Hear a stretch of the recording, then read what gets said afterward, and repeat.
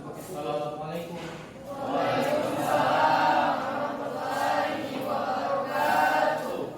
Gimana kabarnya, Nana?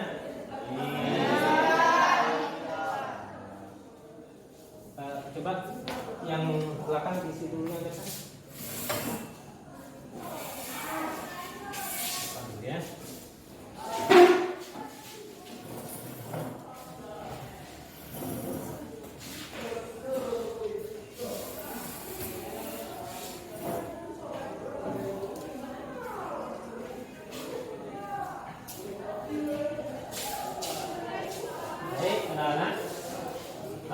Pada hari yang berbahagia ini, pertama kita bersyukur kepada Allah dan mengucapkan alhamdulillahirabbil alamin.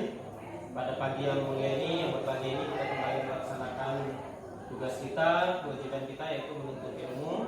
Di mana dengan menuntut ilmu ini kita akan terhindar dari kebodohan, dan kita juga dengan menuntut ilmu bisa mengesahkan amalan kita, dan kemudian kita terhindar dari hal-hal yang tidak kita inginkan. Gimana anak-anak sekalian, sehat? Sehat. Ya. Nampaknya yang belakang yang agak kurang sehat ya. Nah, jadi mengawali kegiatan pembelajaran kita pada hari ini, mari kita berdoa. Ketua kelas mohon dipimpin doa. Doa dimulai.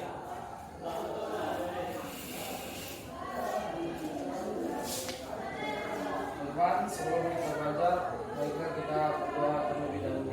Doa dimulai.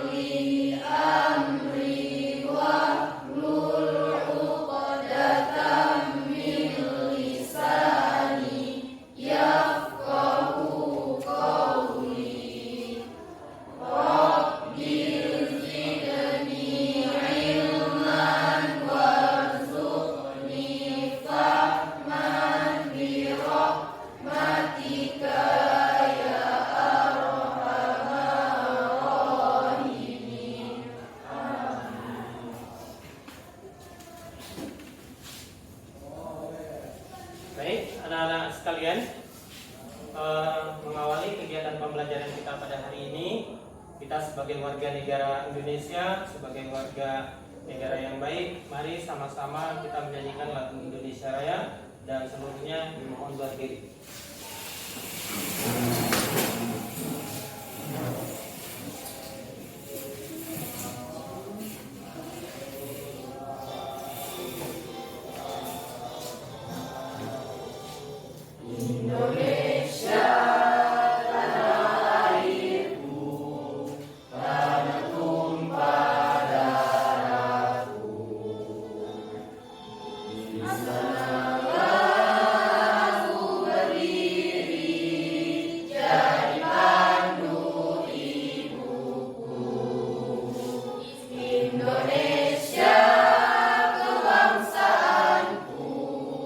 Bangsa dan tanah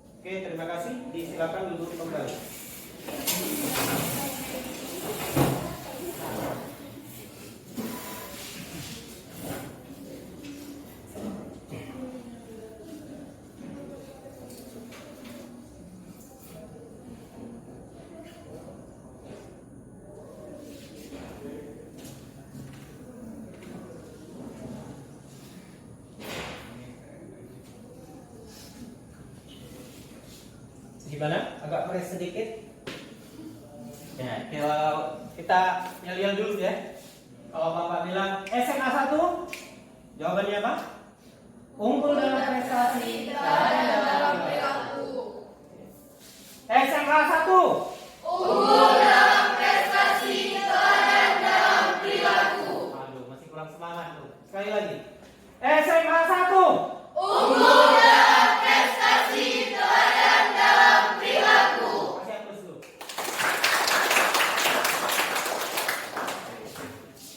Jadi, anak-anak sekalian, pada hari ini kita akan mempelajari judul materi kita pada hari ini, yaitu tentang ketenaga kerjaan. Nah, judul materi kita tentang ketenaga kerjaan.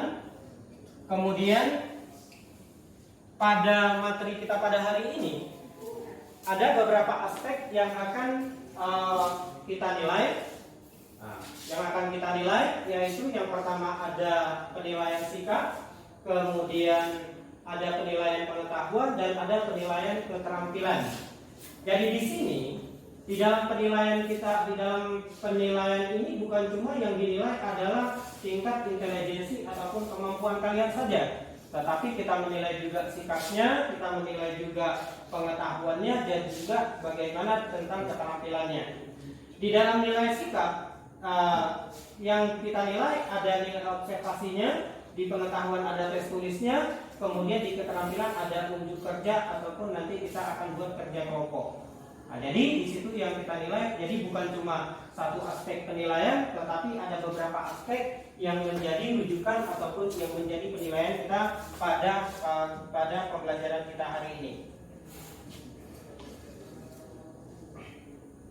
Nah, jadi sesuai dengan yang Bapak sampaikan tadi, pembelajaran kita hari ini adalah tentang ketenaga kerjaan. Nah, tentang ketenaga kerjaan. Akan tetapi sebelumnya, pada materi sebelumnya kita sudah membahas tentang pembangunan ekonomi. Nah, ada yang masih ingat tentang pembangunan ekonomi? Pembangunan ekonomi ini adalah sangat erat kaitannya dengan ketenaga kerjaan, di mana tenaga kerja dalam pembangunan ekonomi itu mempunyai dua sisi, yaitu yang pertama sebagai objek pembangunan dan juga sebagai subjek pembangunan. Jadi kita ini, termasuk kalian ini adalah yang terlibat langsung di dalam kegiatan perekonomian, di dalam kegiatan pembangunan ekonomi. Nah, jadi hari ini bisa kita lihat, kita sebagai orang yang membuat produk ataupun yang dalam tanda kutip kita sebagai produsen dan juga kita sebagai konsumen. Jadi maju mundurnya bangsa ini adalah tergantung kepada kita. Nah, hari ini kita lihat, kitalah yang berperan aktif di dalam pembangunan, di dalam proses pembangunan Indonesia ini. Mau kita kemanakan bangsa kita ini, mau kita apain, ini tergantung apalagi di kalian selaku generasi muda ataupun generasi penerus bangsa ini. Nah, anak-anak sekalian, kompetensi dasar yang akan kita capai pada hari ini yaitu pada poin 3.3 menganalisis masalah ketenagakerjaan, yang kita harapkan kalian bisa mencapai C3. Kemudian selanjutnya menyajikan hasil analisis masalah ketenagakerjaan dalam pembangunan ekonomi dan cara mengatasinya. Selanjutnya indikatornya adalah kalian bisa mampu mengemukakan tenaga kerja, angkatan kerja, kesempatan kerja. Selanjutnya menentukan jenis-jenis tenaga kerja, menganalisis ketenaga kerjaan di Indonesia, menyimpulkan upaya dan meningkatkan tenaga kerjanya. Pada aspek keterampilan 4.3.1 ini kalian mampu menyajikan hasil diskusi. Hasil diskusi ini nanti yang akan kalian diskusikan bersama dari nanti pokok permasalahan yang kita sampaikan. Tujuan pembelajaran kita adalah dengan melalui pendekatan saintifik, dengan menggunakan pendekatan problem based learning, yaitu peserta didik mampu yang pertama, kalian bisa menguraikan tentang masalah tenaga kerja di Indonesia apa saja. Kemudian yang selanjutnya, kalian mampu menyimpulkan upaya apa yang dapat melakukan ataupun dapat meningkatkan kualitas kerja itu sendiri. Anak-anak sekalian, pengertian tenaga kerja, ketenaga kerja dan kesempatan kerja. Tenaga kerja di dalam Undang-Undang Nomor 13 tahun 2003 tentang ketenagakerjaan, tenaga kerja adalah segala hal yang berhubungan dengan tenaga kerja pada waktu sebelumnya dan selama dan sesudah dia bekerja. Kemudian ada kesempatan kerja. Tenaga kerja banyak, tetapi tidak dibarengi dengan kesempatan kerja yang ada. Nah, di mana Indonesia sekarang ini mempunyai penduduk lebih kurang 365 juta jiwa, kemudian tidak diimbangi dengan ketenaga kerjaan yang tersedia. Hal ini bisa kita lihat. Banyak sarjana sekarang ini menjadi pengangguran. Nah, banyak mungkin saudara-saudara kita, kakak-kakak kita kemudian menjadi pengangguran. Kenapa ini terjadi? Dikarenakan jumlah lapangan pekerjaan yang tersedia tidak sebanding dengan angka pertumbuhan ataupun angka orang yang mencari kerja. Kemudian tenaga kerja adalah setiap orang yang berusia 15 sampai dengan 64 tahun. Tunjuk tangan yang berusia 15 tahun. Ada? Ada. Tunjuk tangan dulu.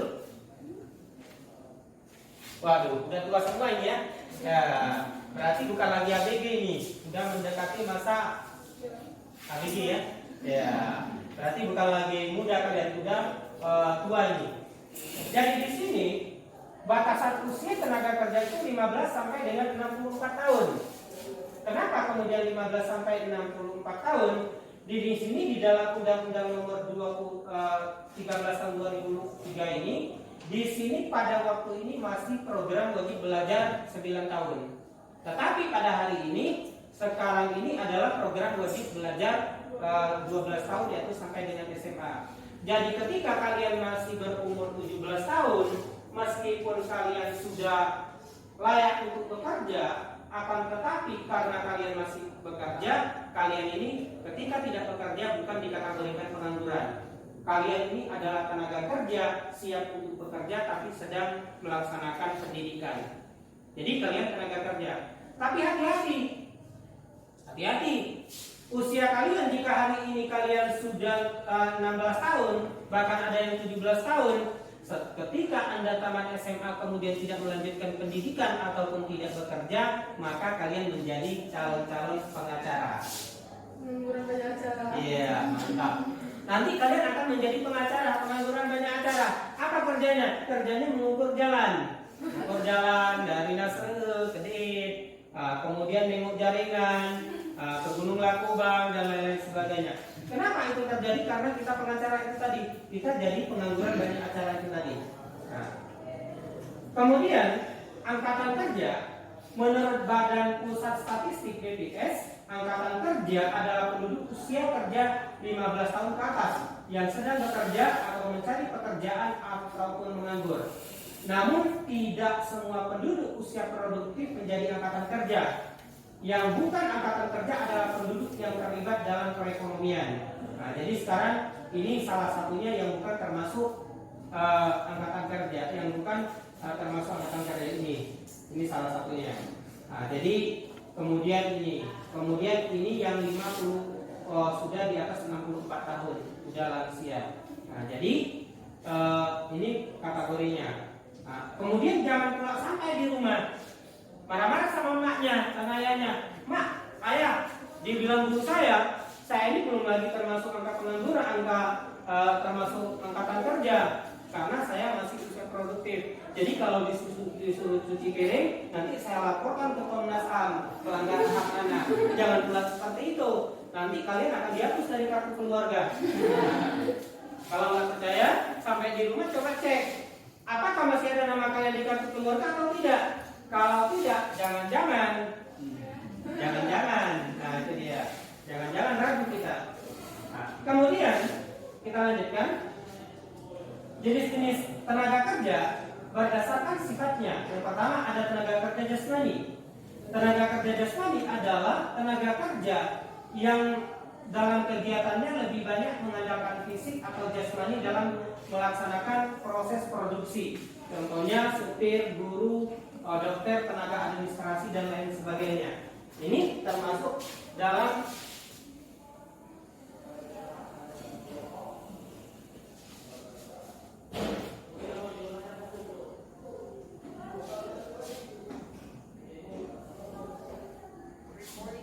jadi ini termasuk dalam tenaga kerja jasmani ini adalah mereka yang bekerja dengan menggunakan lebih kepada otaknya ketimbang ototnya. Sekarang kita tanyakan, kalian ini bekerja mau menggunakan otak atau menggunakan otak? Otak. Kenapa kita tidak boleh lebih kepada bekerja menggunakan otot? Karena masa otot kita itu ada masa efektif ataupun masa produktifnya. Paling kuat 50 tahun, 60 tahun, setelah itu udah propos. Kemudian ketika kita bekerja, coba Anda bandingkan. Tenaga kerja jasmani mereka bekerja adalah dengan menggunakan tenaganya. Jadi ketika tenaganya sudah tidak ada, maka dia tidak lagi dipergunakan ataupun dia sudah tidak dipakai. Dia sudah tidak dipakai lagi. Kenapa dia tidak dipakai? Karena masa daripada kekuatan tubuhnya sudah tidak ada.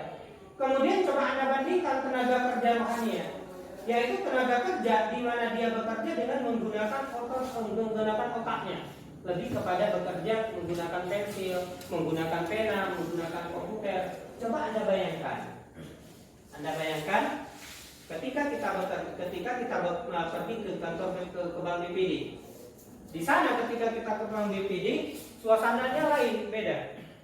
Kita dihadapkan dengan suasana yang bagus, suasana ruangan yang harum, pakaian orang di dalamnya rapi-rapi, orang yang ceweknya cantik-cantik, yang cowoknya ganteng-ganteng, itu di situ dia.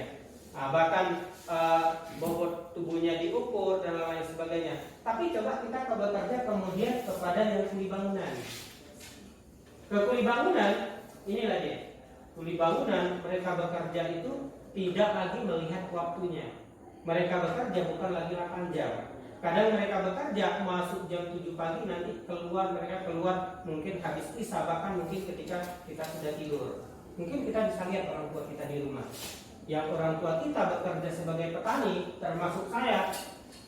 Orang tua kita pergi ke pagi, kita belum bangun. Ketika kemudian mereka pulang, nanti kita kadang belum pulang dari bermain. Itu saking banyaknya pekerjaannya. Kemudian berdasarkan kemampuan tenaga kerja terdiri adalah tenaga kerja yang memerlukan pendidikan khusus. Siapakah yang tenaga kerja terdiri ini? Adalah tenaga kerja yang mereka ketika kemudian di dalam bekerja mereka mempunyai pendidikan formal, mulai dari STK, SD, SMP, SMA, perguruan tinggi sampai dengan sarjana, sampai dengan profesor. Inilah mereka tenaga kerja terdidik. Siapakah orangnya? Orangnya adalah termasuk kalian. Kalian inilah termasuk tenaga kerja terdidik. Kemudian ada tenaga kerja terlatih. Tenaga kerja terlatih adalah tenaga kerja yang tidak memerlukan pendidikan khusus. Tidak perlu memiliki pendidikan khusus. Di mana di dalam tenaga kerja terlatih ini dia lebih mengandalkan kepada pelatihan khusus. Kita contohkan. Ada yang kenal dengan Suhardi? Suhardi ada yang kenal? Suhardi yang di bengkel? Nggak kenal kalian? Nah, Wardi kenal? Coba pulang dari sekolah Anda tanya, dia itu sekolah tamat apa? Dia itu sekolah cuman tamat SMP, tetapi dengan karena ada pelatihan dia mampu memperkerjakan orang lain. Memperkerjakan orang lain. Jadi ini termasuk kategori tenaga kerja terlatih. Kemudian ada tenaga kerja tidak terdidik dan tidak terlatih, yaitu ini dia. Contoh adalah orang yang menyapu jalan. Contoh, mereka ini tidak perlu mempunyai pendidikan, nggak perlu S1, nggak perlu S2, nggak perlu STLR, nggak perlu S-Krim. Mereka yang sanggup kerja, selesai masalah. Itu dia dengannya. Nah, jadi mereka ini tidak perlu memerlukan pendidikan khusus ketika mereka bekerja. Selanjutnya, manfaat apa kemudian? Kalian akan mendapatkan gambaran di masa depan tentang apa yang harus kita kerjakan. Jadi ini nanti kita akan melihat prospeknya seperti apa kita. Kalau berarti pendidikan kita mempunyai pendidikan, berarti nanti kita bisa tahu prospek saya nanti seperti ini dan lain sebagainya. Nah, jadi kemudian untuk selanjutnya mari kita lihat slide video berikut untuk memberikan pemahaman kita tentang pembelajaran kita pada hari ini. Silakan disimak.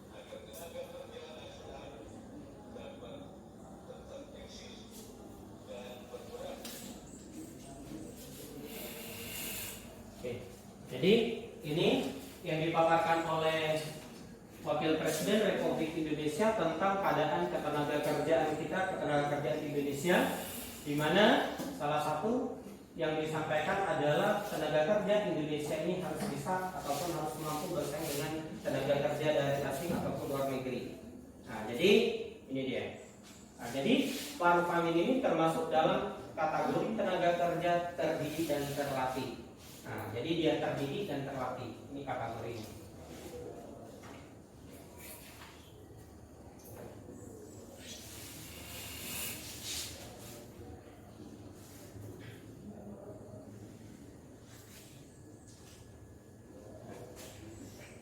Kita lihat sensus penduduk per Agustus 2020, jumlah penduduk Indonesia lebih kurang 286.583.016 jiwa. Ini tahun 2020. Tahun 2023 itu terjadi peningkatan cukup besar, bahkan hari ini sudah mencapai angka 365 juta jiwa. Ini jumlah penduduk di Indonesia. Di mana jumlah laki-laki ini ada 135 juta jiwa. Jumlah penduduk perempuan ada 132 juta jiwa. Berarti kalau kita melihat di sini, kalau lihat rekapitulasi jumlahnya ini, berarti kiamat masih jauh ya, ya kan? Nah, masih 50-50, belum 1:10. Nah, perempuan masih segini, perempuan laki-laki masih segini, berarti masih 50-50. Berarti yang jomblo, kemudian jumlah penduduk anak-anak adalah sebanyak 24,7%, jumlah penduduk produktif 68,3%, lansia sebanyak 7%. Berarti yang paling banyak penduduk Indonesia adalah pada angka 68,3%, yaitu usia produktif termasuk kalian ini tadi. Nah, jadi ini yang memberikan gambaran tentang kondisinya. Kemudian dari penduduk produktif ini, angkatan kerja ada 138,22 juta jiwa, dan yang paling menyedihkan ada pengangguran sebanyak 9,77 juta jiwa. Berarti kalau sensus penduduk tahun 2020, kalau di sensus tahun 2023 per tanggal Juni nanti, kalau kalian belum bekerja, maka kalian akan termasuk di dalam 9,77 juta jiwa sebagai pengangguran.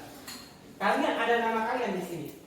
Nah, kemudian pekerja tidak penuh ada 46,43 juta jiwa, setengah menganggur 13,9 juta, ada yang tidak bekerja penuh dan lain sebagainya. Jadi ini gambaran tentang keadaan pekerjaan dan keadaan jumlah tenaga kerja dan keadaan jumlah angka pertumbuhan penduduk kita. Nah, jadi kegiatan kita pada hari ini kita akan melakukan kerja kelompok. Akan Bapak bagikan LKPD-nya, lembar kerjanya. Bapak kasih waktu kalian 10 menit untuk berdiskusi. Nah, Bapak kasih waktu kalian untuk berdiskusi selama 10 menit. Nanti kemudian akan kita laksanakan presentasi ke depan masing-masing. Silakan dibagi kelompoknya sesuai dengan nama yang sudah kita sepakati. Silakan. Ya. Kelompok 1 ada Anggun, ada Oza, ada Ihsana, Sukri Ramadan, Faris. Kemudian kelompok 2 ada Fahriza dan lain-lain. Kelompok 3 ada Mutia, kelompok 4 ada Hidayat. Silakan dibagi kelompoknya. Kelompok 1 di sini boleh, kelompok 2 di sini, 3 di situ, 4 di sini.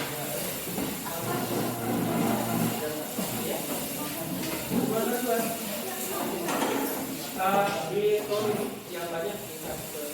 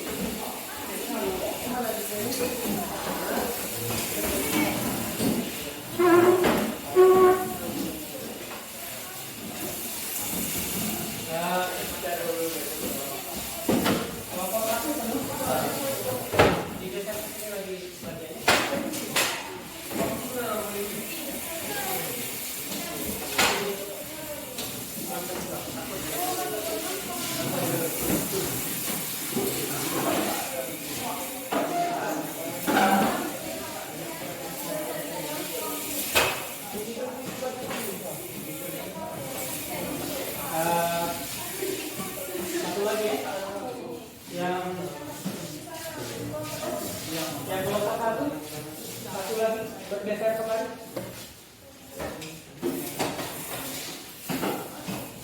Oke, dibuat ditambah lagi di jendela satu boleh. Ini. Kelompok satu ke sana satu orang.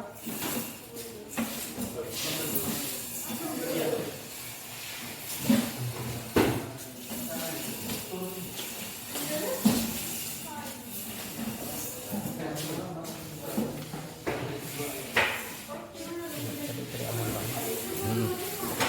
Ya.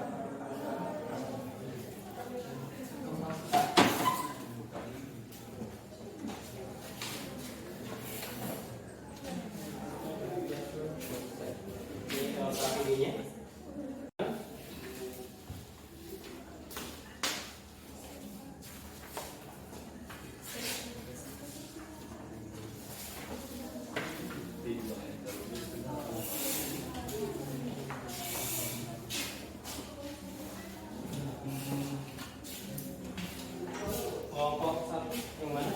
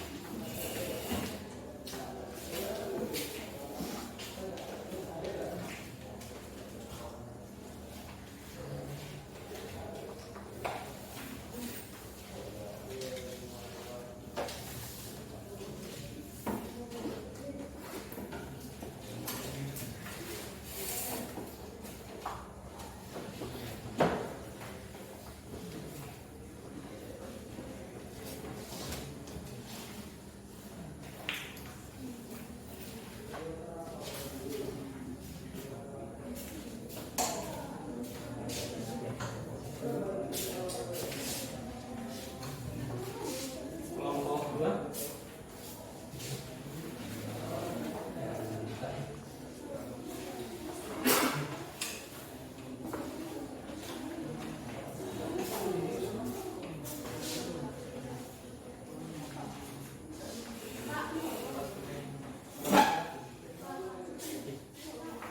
Kelompok berapa itu?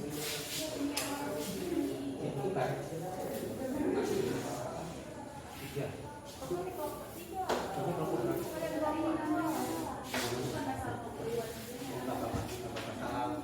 Tulisan nggak apa-apa.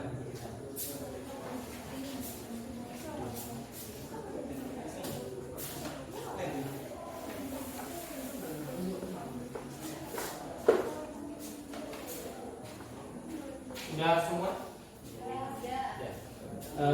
Silakan diskusikan sama kawan-kawannya. Bapak kasih waktu 10 menit ya untuk mengerjakan tugas-tugasnya. Yang perlu lem ada di sini ya.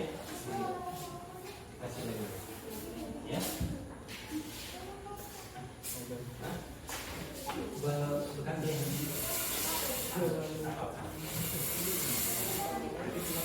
Nama lagi satu lagi.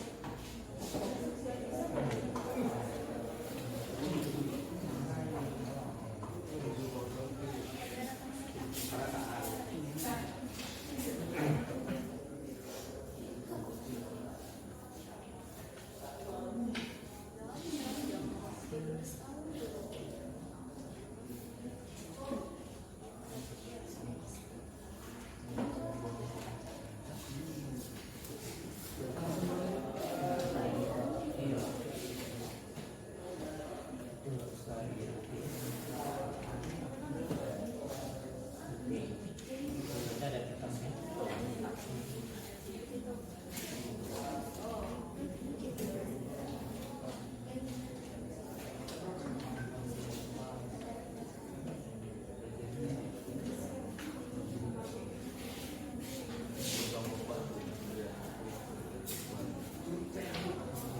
Bisa gini gitu. Bisa gini.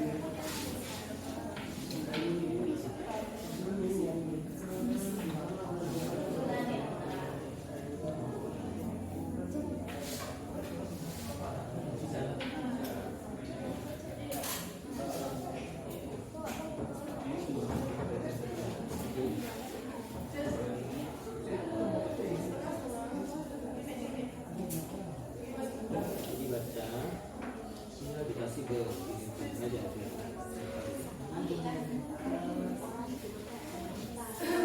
Gimana? Ada kendala kira-kira?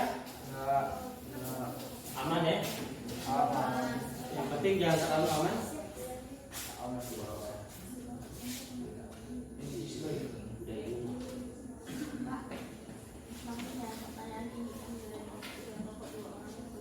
Iya. Iya.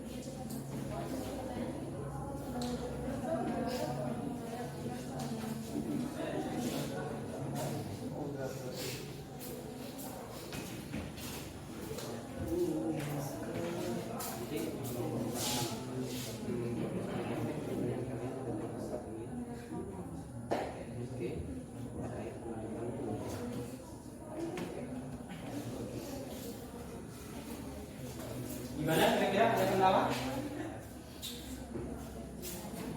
Gak ada. Senyum-senyum boleh, yang penting senyum-senyum beneran.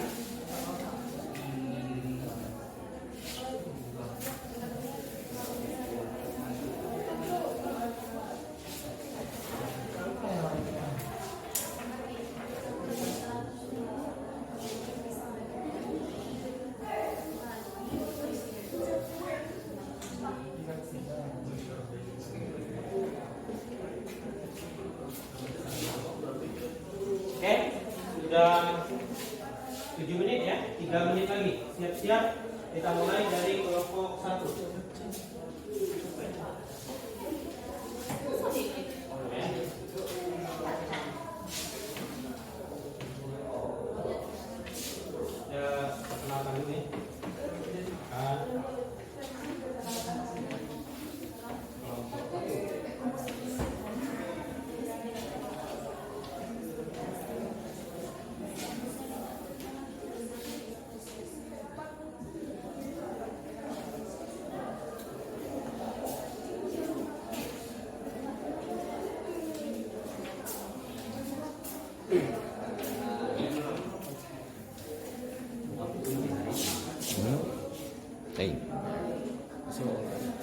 Baik.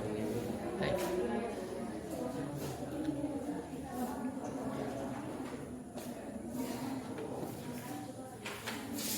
Oke, kita lanjutkan. Dipersilakan kelompok 1 untuk melakukan presentasi hasil diskusinya.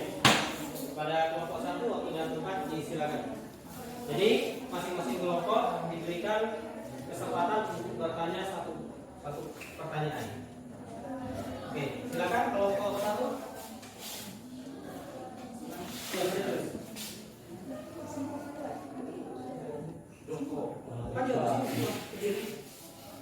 Di bawah hasil kerjanya.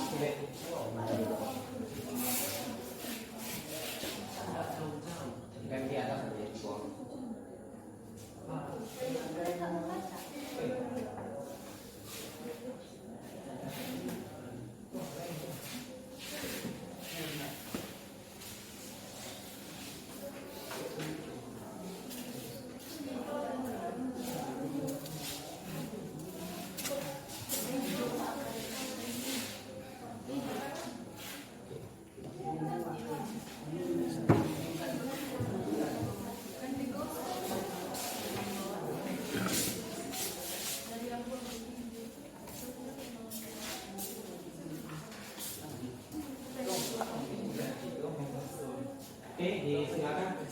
Bisa ke pinggir lagi sedikit. Oke, lanjut.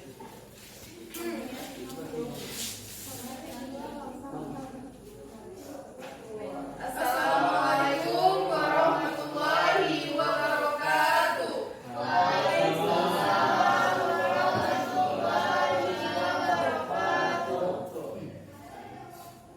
Perkenalkan, kami dari kelompok 1 ingin menyampaikan hasil diskusi kelompok kami. Dengan mata pelajaran ekonomi, judul materi yang akan kami sampaikan adalah ketenagakerjaan. Kelompok kami beranggotakan 4 orang. Perkenalkan, saya Ivana Isma sebagai moderator dan M. Faris sebagai pembaca, Anggun sebagai pembaca, dan Sukri sebagai pembaca juga. Baiklah, pertama yang akan dibacakan oleh teman kami, M. Faris.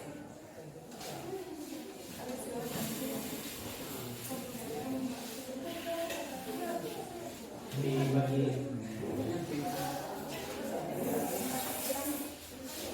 Kiri kanan ya. Bacanya agak ke sini ya. Hasil diskusi dari kelompok kami ialah menurut Wakil Presiden Ma'ruf Amin menyatakan permasalahan ketenagakerjaan di Indonesia saat ini semakin kompleks. Sebab angka pengangguran di Indonesia sangat tinggi. Sedangkan di sisi lain tingkat daya saing atau produktivitas masih rendah. Permasalahan ketenagakerjaan diperparah dengan pandemi COVID-19. Dengan data Badan Pusat Statistik atau BPS mengungkapkan 19,1 juta penduduk usia kerja terdampak pandemi COVID-19. Sementara itu, jumlah pengangguran di Indonesia mencapai 8,75 juta orang di Februari tahun 2022. Adapun faktor-faktor yang mempengaruhi permasalahan ketenagakerjaan di Indonesia antara lain: 1. Usia tenaga kerja. 2. Tingkat pendidikan, pengetahuan, keterampilan dan keahlian. Ketiga, lapangan kerja yang tersedia, permintaan dan kebutuhan ketenaga kerja. Keempat, jumlah angkatan kerja yang tersedia. Dan yang kelima, besarnya permintaan total masyarakat. Permasalahan ketenaga kerjaan di Indonesia meliputi: 1. Sedikitnya kesempatan kerja atau lapangan kerja yang tersedia di negara Indonesia, memiliki pendapatan nasional yang rendah karena Indonesia merupakan negara berkembang, sehingga tingkat investasi juga rendah. Kedua, tingginya tingkat pengangguran, kesempatan kerja yang sempit, dan tingginya jumlah dari angkatan kerja menyebabkan terjadinya pengangguran yang cukup tinggi. Oleh karena tingginya tingkat pengangguran tersebut, maka akan menyebabkan beberapa kriminal dan masalah sosial. Yang ketiga, rendahnya kualitas tenaga kerja di Indonesia menyebabkan rendahnya kualitas tenaga kerja di Indonesia.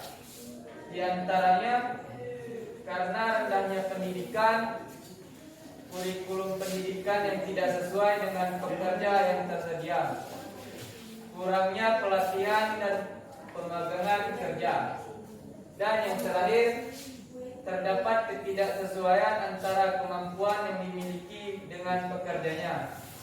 Sesuai pekerjaan yang efektif, efisien, apabila dilakukan oleh seseorang, pekerjaan sesuai dengan keahlian yang dimiliki.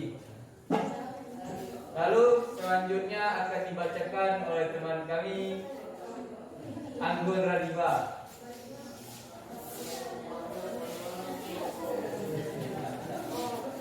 Kelanjutan dari permasalahan ketenaga kerjaan di Indonesia meliputi, yaitu ada 6 faktor yang barusan dibacakan oleh Faris Al-Azhar, baru sampai 4. Kemudian yang kelima, rendahnya gaji atau upah yang didapatkan oleh pekerja apabila dibandingkan antara pekerja asing dan pekerja di Indonesia dengan pekerja Indonesia, terdapat perbedaan yang sangat jauh.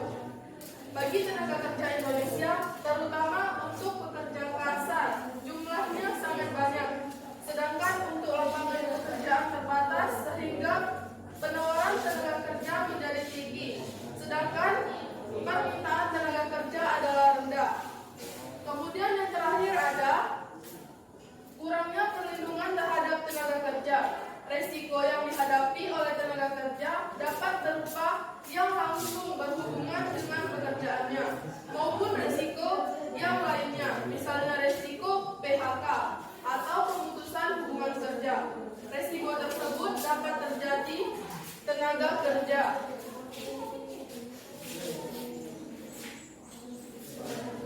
Kemudian ada mempermudah proses rekrutmen tenaga kerja. Hak untuk mendapat, memilih, pindah pekerjaan serta mendapatkan penghasilan yang layak merupakan hak setiap tenaga kerja. Menempatkan atas tenaga kerja dilakukan atas dasar asas terbuka.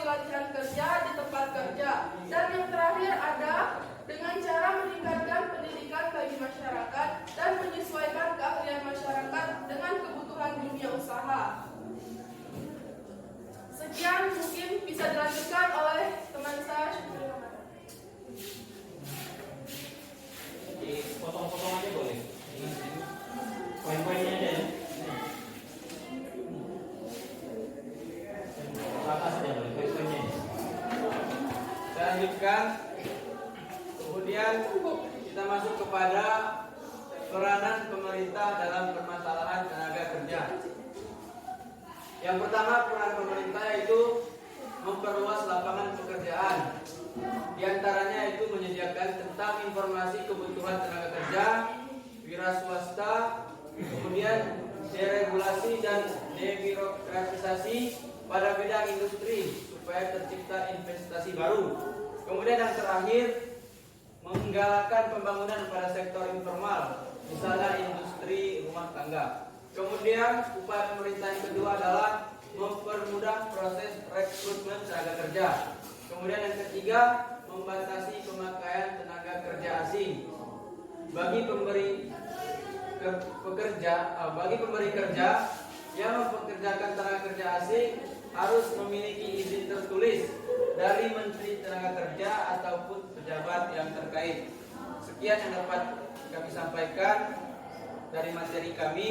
Semoga dapat menjadi pedoman bagi kita dan bermanfaat bagi kita mengenai mata pelajaran ekonomi pada pelajaran tentang ketenaga kerjaan. Sekian dari kami, saya kembalikan kepada moderator yaitu Ivana Isman. Baiklah, dari diskusi yang telah kami bacakan tadi, kepada teman-teman yang ingin bertanya, kami silakan untuk bertanya. Sendiri ya.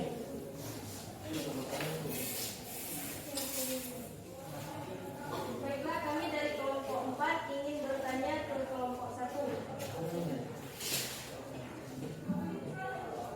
Pelaksanaan pembangunan nasional adalah dalam rangka untuk pembangunan manusia Indonesia yang seutuhnya dan juga dalam rangka pembangunan masyarakat yang seutuhnya. Peran tenaga kerja dalam mewujudkan pembangunan nasional tersebut memiliki peran yang sangat besar sebagai pelaku dan tujuan pembangunan. Jelaskan peranan pemerintah dalam pembangunan nasional.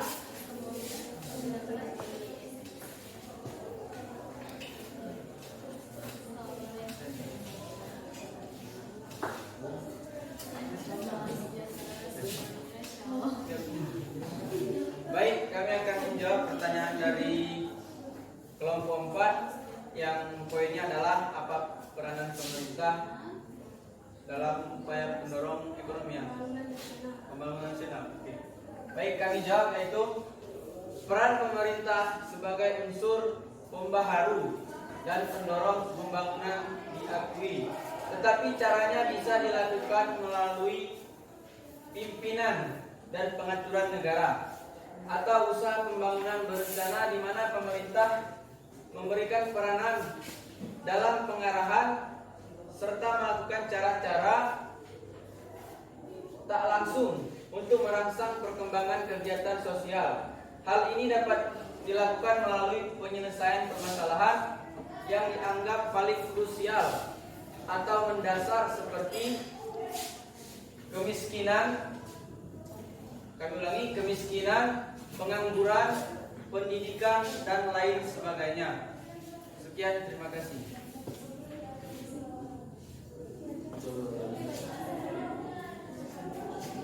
Apakah sudah merasa puas?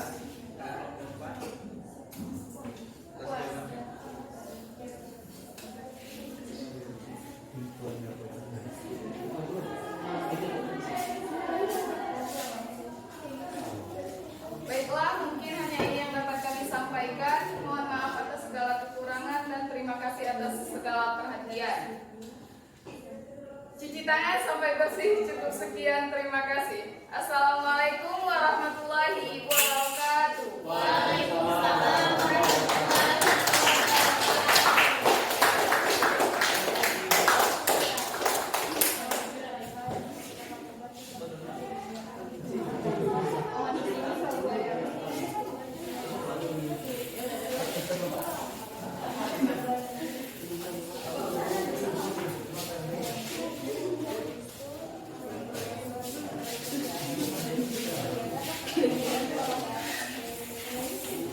Oke, demikian tadi pemaparan dari kelompok 1 sudah sama-sama kita dengarkan, yaitu ada beberapa item yang menjadi pokok permasalahannya. Selanjutnya kita lanjutkan kepada kelompok 2. Kelompok 2 waktu dan tempat disilakan.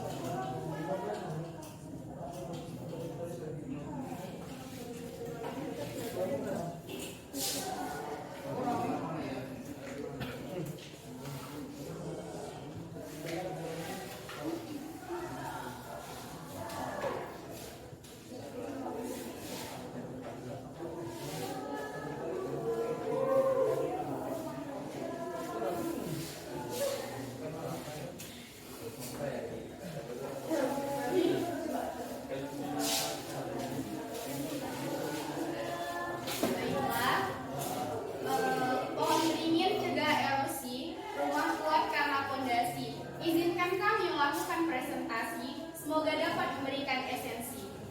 Assalamualaikum warahmatullahi wabarakatuh.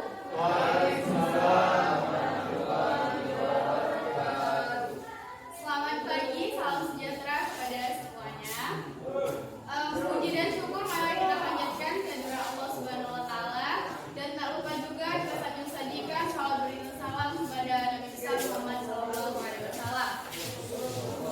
Tanpa memanjangkan mukadimah, marilah sama-sama kami akan memulai presentasi kami dari kelompok 2, di mana saya adalah Fariza Delina sebagai moderator sekaligus pembaca dalam presentasi kami. Kemudian ada Tri Agustin, M Putra Harlizan, Haikal Khairil Amin, dan Fahrul Farezi.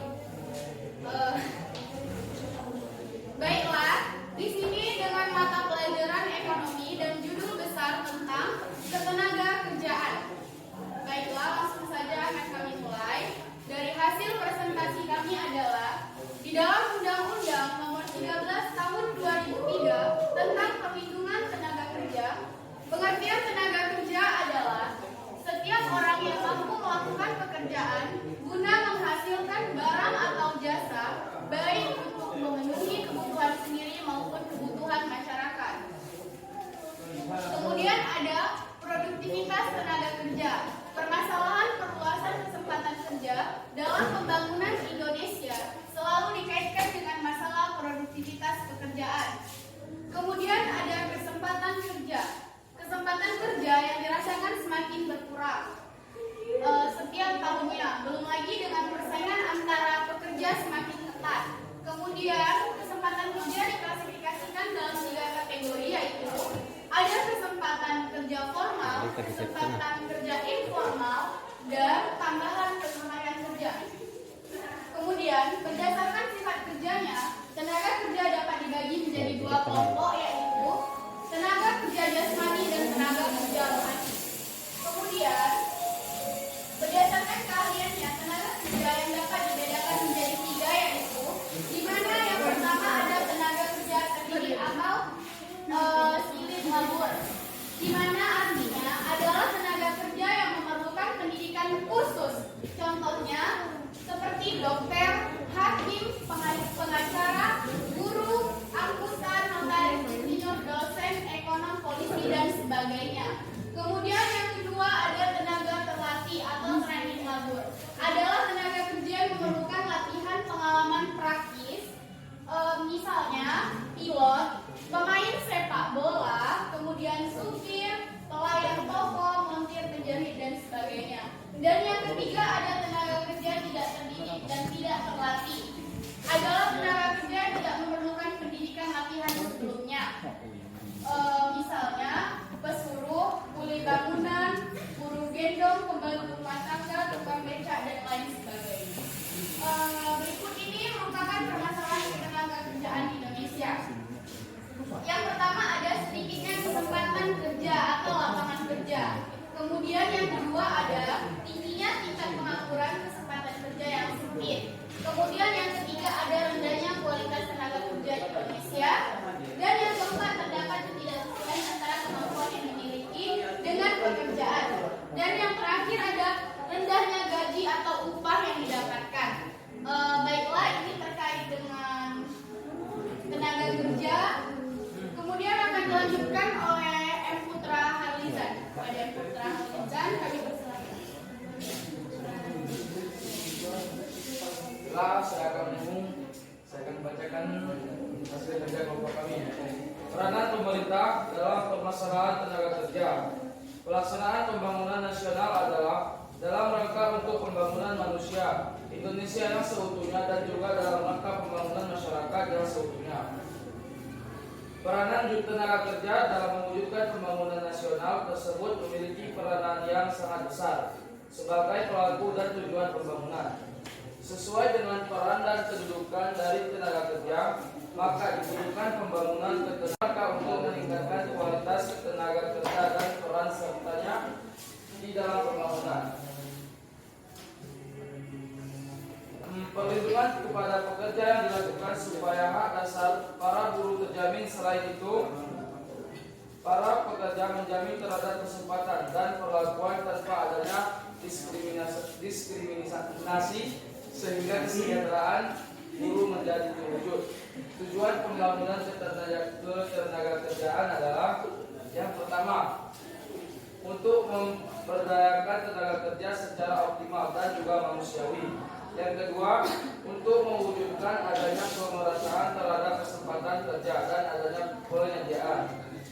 Yang ketiga, untuk memberikan perlindungan terhadap para pekerja dalam rangka untuk mewujudkan kesejahteraan.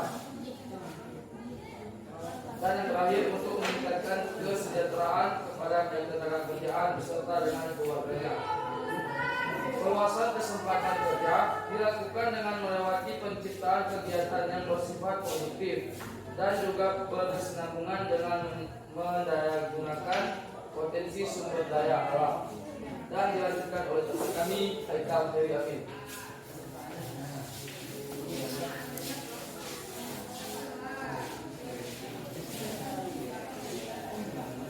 Kita akan melanjutkan yang dibacakan oleh Indra.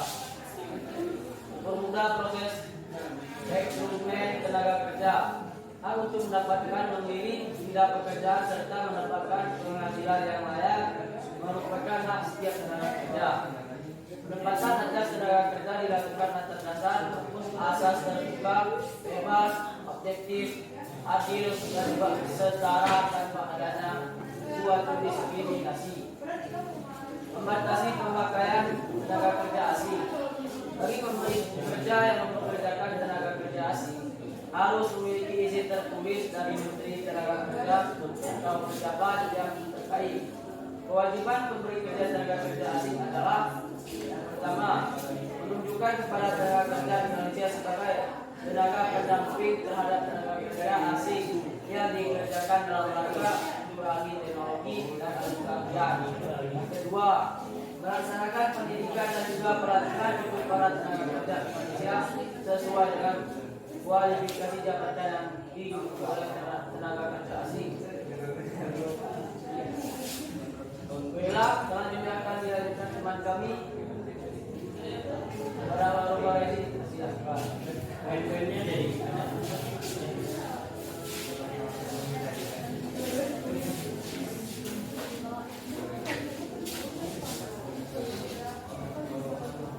perlindungan kepada tenaga kerja harus memperoleh perlindungan sesuai dengan keadaan dan kondisinya masing-masing.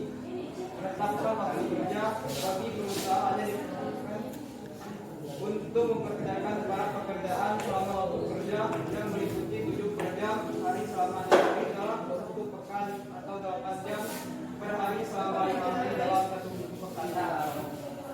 Menciptakan hubungan industrial yang harmonis supaya antara hak dan kewajiban para pekerja dan para pemberi kerja bisa terpenuhi dengan baik. Maka perlu diciptakan suasana hubungan industrial yang harmonis.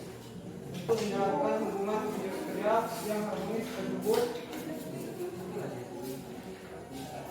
kita memiliki fungsi untuk menetapkan kebijakan, memberi pelayanan, dan melakukan pengawasan.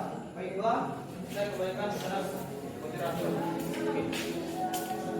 Baiklah, yang tadi sudah dijelaskan oleh teman-teman dan saya sendiri. Itulah paparan dari hasil presentasi kami terkait dengan ketenagakerjaan. Kemudian selanjutnya dibuka sesi pertanyaan. Setiap kelompoknya hanya bisa memberikan 1 pertanyaan kepada teman-teman. Kami persilakan. Assalamualaikum warahmatullahi wabarakatuh. Waalaikumsalam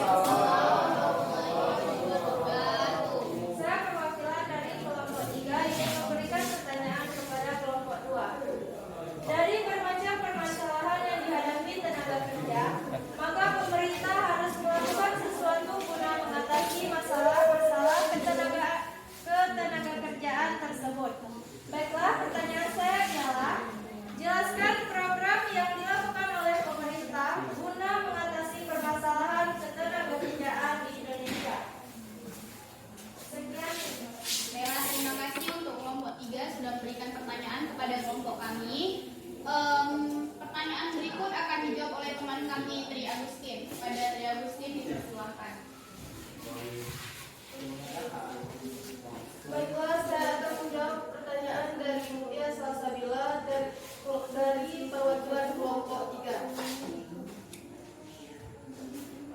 Jawabannya ialah setidaknya ada 4 upaya pemerintah dalam mengatasi masalah ketenagakerjaan dalam sebuah kebijakan.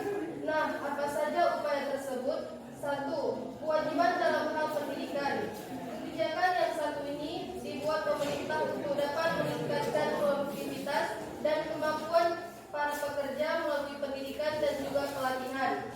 2. Kebijakan perluasan lapangan pekerjaan. 3. Kebijakan mengenai pengupahan tenaga kerja. Masalah mengenai pengupahan menjadi salah satu masalah yang sensitif. 4. Kebijakan mengenai informasi pekerjaan. Perluasan informasi pekerjaan sangat dibutuhkan agar banyak tenaga kerja yang mengetahui informasi lowongan pekerjaan. Baiklah, apakah puas? Oke, terima kasih sudah bertanya. Baiklah, inilah kesimpulan dari hasil presentasi kami.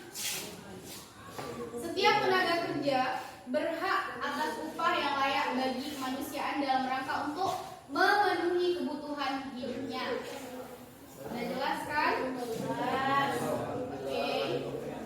Saya rasa cukup sampai di sini presentasi kami. Bila ada salah, kami mohon maaf. Kami akhiri dengan doa.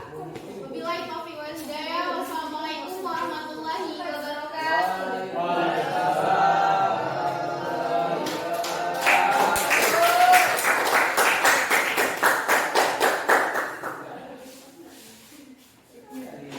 Oke, selanjutnya siap-siap kelompok 3.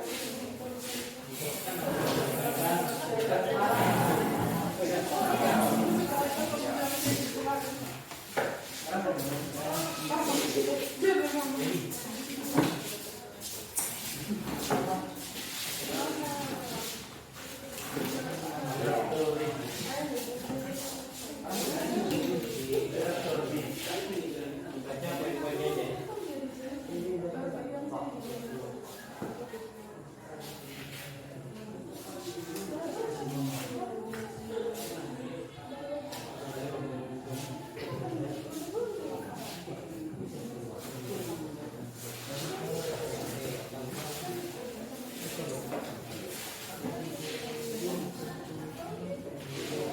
Oke, disilakan. Assalamualaikum warahmatullahi wabarakatuh. Waalaikumsalam warahmatullahi wabarakatuh. Kami dari kelompok 3 ingin membacakan hasil diskusi yang telah kami buat. Mata pelajaran ekonomi yang berjudul Ketenagakerjaan. Perkenalkan, saya Mutia Salsabila sebagai moderator beserta anggota saya Selvia Oktaviani, Melvi Safitri, dan Abdi Rahman. Baiklah, hasil diskusi ini akan dibacakan oleh Melvi Safitri. Assalamualaikum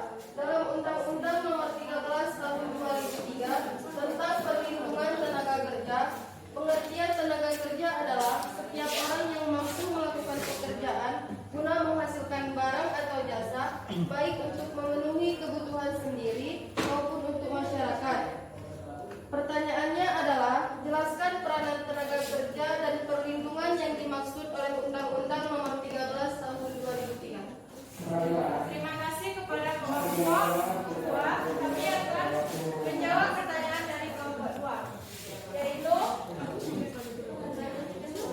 jawabannya sesuai dengan peran dan kedudukan dari tenaga kerja, maka dibutuhkan pembangunan ketenagakerjaan dalam rangka untuk meningkatkan kualitas tenaga kerja dan peran sertanya di dalam pembangunan serta untuk peningkatan kerja dan peningkatan perlindungan tenaga kerja dan keluarganya sesuai dengan harkat dan martabat manusia. Perlindungan kepada pekerja yang dilakukan supaya hak dasar pada buruh terjamin. Selain itu juga menjamin terhadap kesempatan dan perlakuan tanpa adanya diskriminasi sehingga kesejahteraan buruh menjadi terwujud. Apakah kelompok 2 merasa puas? Baiklah, sekian dari kelompok 3. Kami akan mengakhiri diskusi kami. Assalamualaikum warahmatullahi wabarakatuh. Waalaikumsalam warahmatullahi wabarakatuh.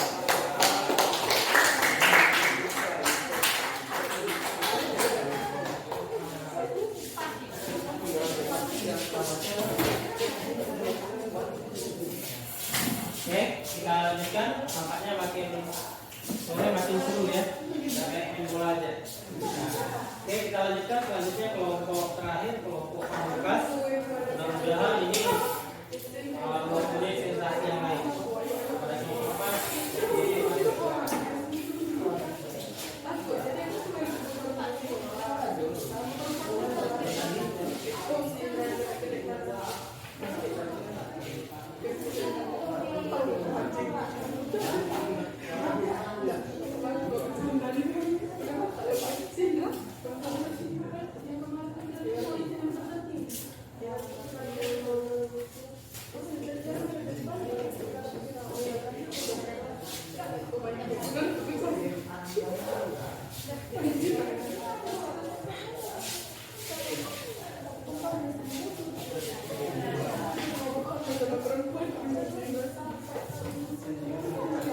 Assalamualaikum warahmatullahi wabarakatuh. Waalaikumsalam warahmatullahi wabarakatuh.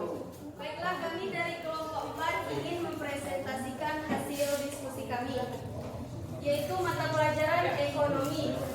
Perkenalkan, nama saya Hidayani sebagai moderator, dan di samping saya Oza Asara sebagai pembaca, Mailisman sebagai pembaca, dan Kati Irawan sebagai pembaca.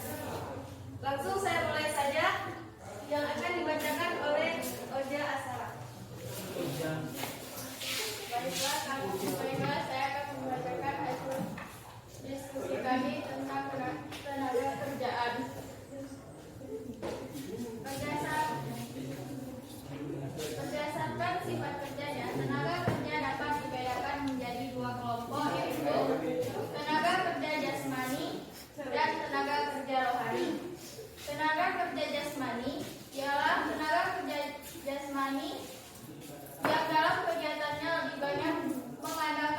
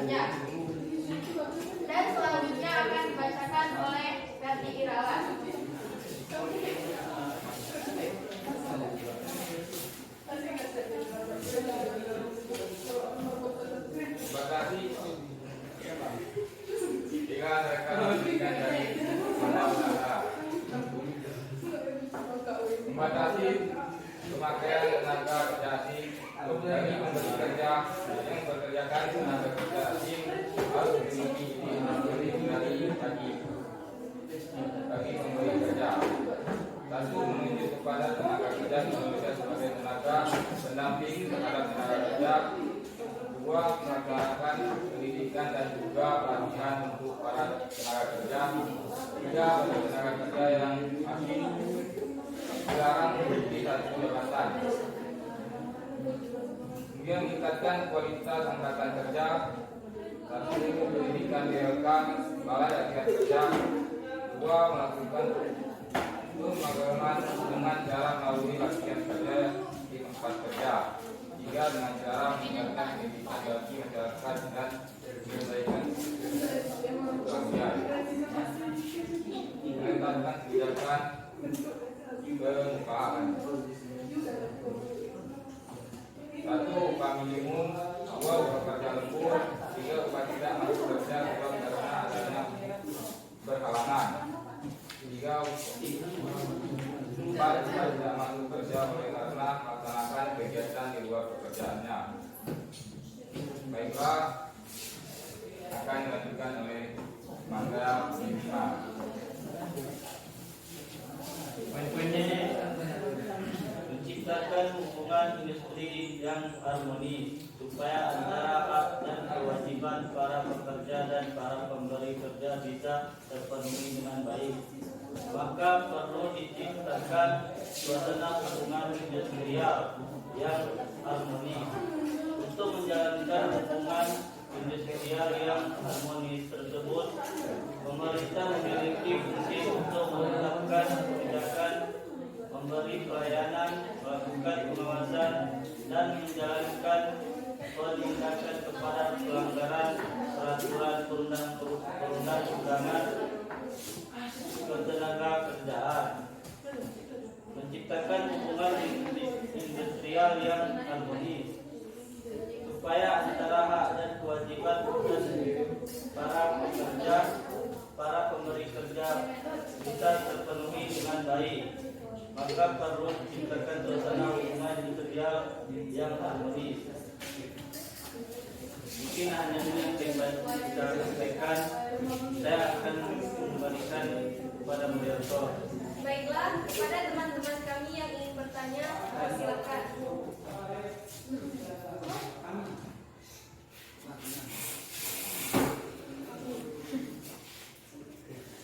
Baik, assalamualaikum warahmatullahi wabarakatuh. Saya perwakilan dari kelompok 1 ingin bertanya kepada kelompok 4. Pertanyaannya adalah, data-data Badan Pusat Statistik atau BPS mengungkapkan 19,1 juta penduduk usia bekerja terdampak pandemi COVID-19. Sementara itu, jumlah pengangguran di Indonesia mencapai 8,75 juta orang di Februari 2022. Menurut pengamatan kelompok 4, jelaskan permasalahan dasar yang terletak dan membelakangi hal tersebut. Sekian yang mungkin bisa saya tanyakan kepada kelompok 4. Terima kasih. Baiklah, langsung menjawab.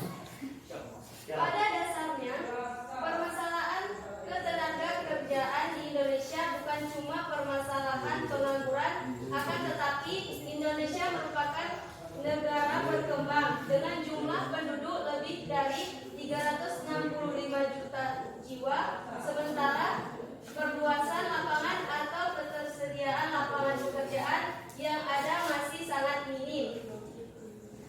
Ditambah lagi permasalahan kemiskinan, pendidikan, juga permasalahan COVID-19 yang berupa tanaman perekonomian kita dan lain sebagainya. Baiklah, kelompok 1 bisa diterima? Bisa dengan terima kasih.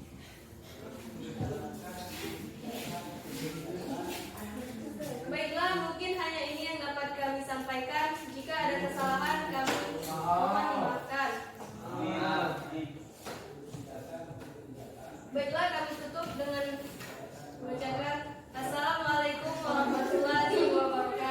Waalaikumsalam.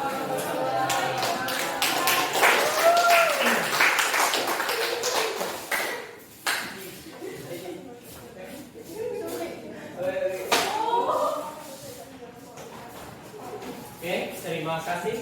Sama-sama kita sudah melihat dan mendengar pemaparan dari kawan-kawan kalian tentang masalah ketenagakerjaan di Indonesia. Sekarang silakan mengambil posisi di tempat bangkunya dibuat seperti semua. Ya.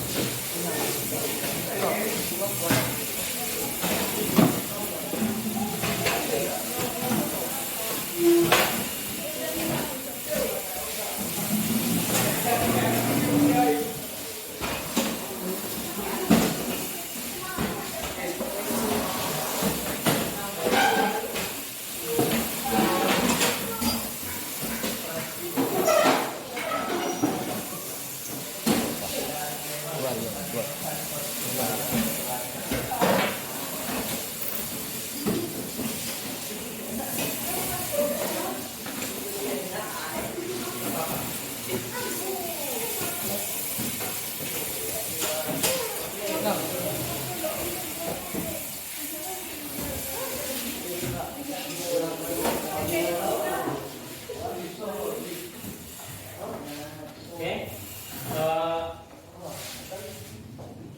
sebelum kita masuk kepada sesi terakhir, kita akan menarik kesimpulan. Silakan berdiri dulu.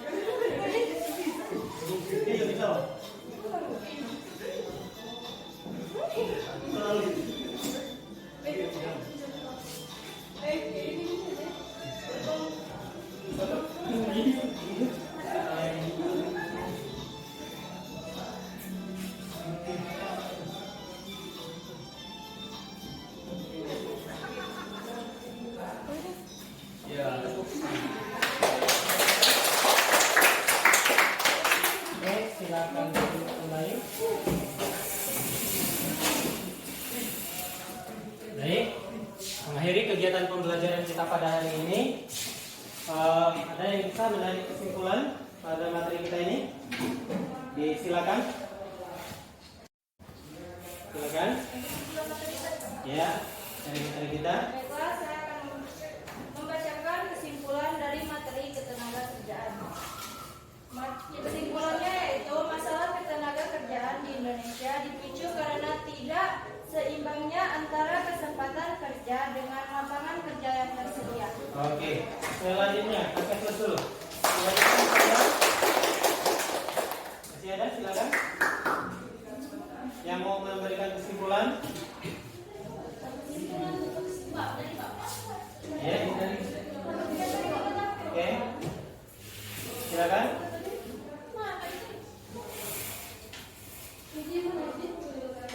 Baik, kesimpulan pada hari ini adalah pelaksanaan pembangunan nasional adalah dalam rangka untuk pembangunan manusia Indonesia yang seutuhnya dan juga dalam rangka pembangunan masyarakat yang seutuhnya. Oke, terima kasih. Terima kasih plusnya, terima kasih. Untuk minggu depan kita akan mempelajari tentang lanjutan materi kita, yaitu tentang pengangguran. Jadi nanti bisa di-share ataupun di googling ataupun di internet untuk mencari referensi daripada pembelajaran kita. Ketua kelas silakan ditutup pembelajaran kita. Baik, untuk mengakhiri kegiatan pembelajaran kita pada hari ini, ada baiknya untuk diberikan keberkahan oleh Allah Subhanahu wa taala. Mari sama-sama kita berdoa. Berdoa mulai.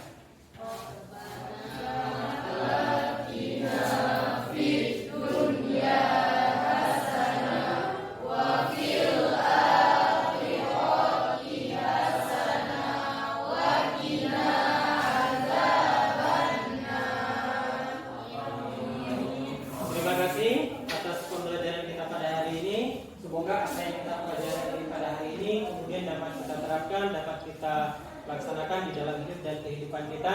Semoga peserta didik seluruhnya akan menjadi tenaga kerja yang terdidik dan terlatih. Amin. Terima kasih. Saya tutup dengan membacakan doa. Rabbana atina fid dunya hasanah wa fil akhirati hasanah wa qina adzabannar. Wabillahi taufiq wal hidayah. Wassalamualaikum warahmatullahi wabarakatuh. Waalaikumsalam warahmatullahi